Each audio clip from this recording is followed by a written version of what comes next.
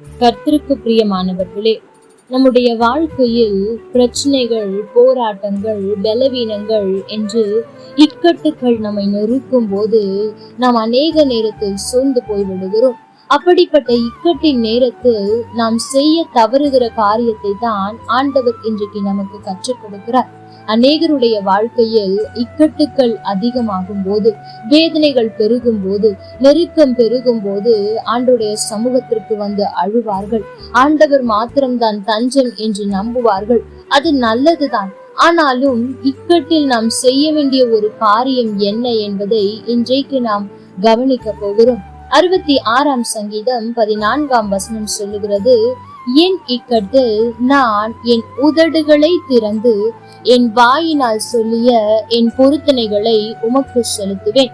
தேவ ஜனமே, இங்கே ஒரு ஆலோசனை கொடுக்கப்பட்டிருக்கிறது.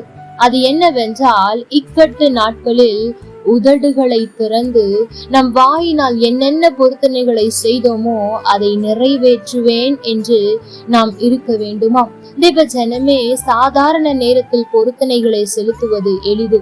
ஆனால் இப்படி இக்கட்டு நிறைந்த நேரத்தில், நெருக்கம் நிறைந்த சூழ்நிலையில் நாம் பொருத்தனைகளை செலுத்துவது என்பது மிகவும் மிகவும் கடினமான ஒன்று. ஆனால் ஆண்டவர் எதிர்பார்க்கிறது என்ன தெரியுமா? உன்னுடைய வாழ்க்கையில் இக்கட்டு பெருகும் போது, நெருக்கம் அதிகரிக்கும் போது, நீ மனுஷர்களால் ஒடுக்கப்படும் போது நீ புலம்பிக் கொண்டிருக்காமல், நீ உன்னுடைய வாயை திறந்து என்னென்ன பொருத்தனைகளை எல்லாம் செய்வேன் என்று சொன்னாயோ அதை எல்லாம் செலுத்த பார் என்று ஆண்டவர் சொல்லுகிறார். தேவ ஜனமே, இன்றைக்கும் இந்த வருடத்தின் முடிவில் நாம் வந்துவிட்டோம். இந்த வருடத்தின் துவக்கத்தில் எத்தனையோ பொருத்தனைகளை நம் வாயினால் செய்திருப்போம். அதிகாலையில் செபிப்பேன், ஒருவருக்காவது சுவிசேஷம் அறிவிப்பேன், ஒருவருக்காகவாவது நான் செபிப்பேன், ஞாயிற்றுக்கிழமை தவறாமல் ஆலயம் செல்வேன், ஆலயத்தில் என்னால் முடிந்தவரை ஊழியத்தை செய்வேன் என்று என்னென்னவோ பொருத்தனைகளை செய்திருக்கலாம்.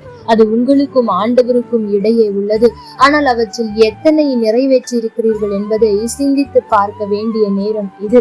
தேவ ஜனமே, ஒருவேளை உங்களுடைய வாழ்க்கையில் இக்கட்டு வரும்போது, பிரச்சனை வரும்போது, நெருக்கம் வரும்போது, ஏன் எனக்கு இந்த பிரச்சனை என்று யோசிக்கிறதை விட, அப்படிப்பட்ட நேரத்தில் உங்களுடைய உதடுகளை திறந்து, ஆண்டவரே, நீர் எனக்கு பாராட்டின கிருபை நல்லது என்று ஆண்டவரை அதிகமாய் துதியுங்கள்.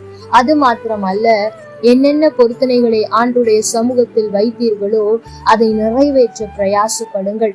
அப்படி நீங்கள் இருக்கும் போது ஆண்டவர் உங்களுடைய இக்கட்டிலிருந்து உங்களுக்கு விடுதலை கொடுப்பது நிச்சயம். மனுஷரால் ஒருவேளை உங்களுக்கு உதவி செய்ய முடியாத சூழ்நிலை இருக்கலாம். ஆனால் ஆண்டவர் அப்படிப்பட்ட இக்கட்டிலிருந்து, அப்படிப்பட்ட நெருக்கத்திலிருந்து, அப்படிப்பட்ட ஒடுக்கத்திலிருந்து உங்களை விடுவித்து விசாலத்தில் வைக்க அவர் போதுமானவராய் இருக்கிறார். தேவ ஜனமே, ஒருவேளை இன்றைக்கு மனிதர்கள் உங்களை மிதித்து கொண்டு போகிற சூழ்நிலை இருக்கலாம். தண்ணீரையும் தீயையும் கடக்கிற சூழ்நிலை உங்களுக்கு இருக்கலாம். எந்த பக்கம் திரும்பினாலும் பிரச்சனையா இருக்கிறதே, ஒரு சமாதானம் இல்லையே என்னும் அளவிற்கு இக்கட்டு உங்களை சுற்றி நெறிந்து கொண்டிருக்கலாம். ஆனால் அப்படிப்பட்ட சூழ்நிலையில் உங்கள் வாய்களை திறந்து ஆண்டவருக்கு பொருத்தனைகளை செலுத்தி பாருங்கள். ஆண்டவர் உங்களை இக்கட்டில் இருந்து விடுதலையாக்குவார். கர்த்தர் தாமே உங்களோடு கூட இருந்து உங்களை ஆசீர்வதிப்பாராக. ஆமென். லைக் பண்ணுங்க, ஷேர் பண்ணுங்க, கமெண்ட் பண்ணுங்க.